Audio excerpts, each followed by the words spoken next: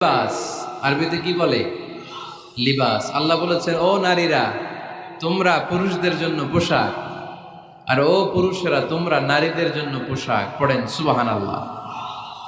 পোশাকের বেসিকলি তিনটা কাজ। কয়টা? কেউ কথা কয় না, আরো জোরে বলেন কয়টা? এখন আওয়াজ আসলো কোত্থেকে? আওয়াজ করে উত্তর দিবেন, চিল্লায় বলেন পোশাকের কাজ কয়টা? এভাবে শেষ পর্যন্ত খোঁচায় যেন সাউন্ড বের করা না লাগে, স্বপ্রণোদিত ভাবে উত্তর করবেন, ক্লাসের মতো হোক।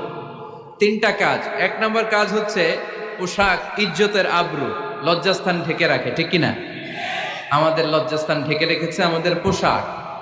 ঠিক তেমনি স্বামী তার স্ত্রীর ইজ্জত হেফাজত করে, স্ত্রী তার স্বামীর ইজ্জত হেফাজত করে, স্বামী তার স্ত্রীর চরিত্র হেফাজত করে, আর স্ত্রী তার স্বামীর চরিত্র হেফাজত করে। এজন্য আল্লাহ একে অপরের উদাহরণ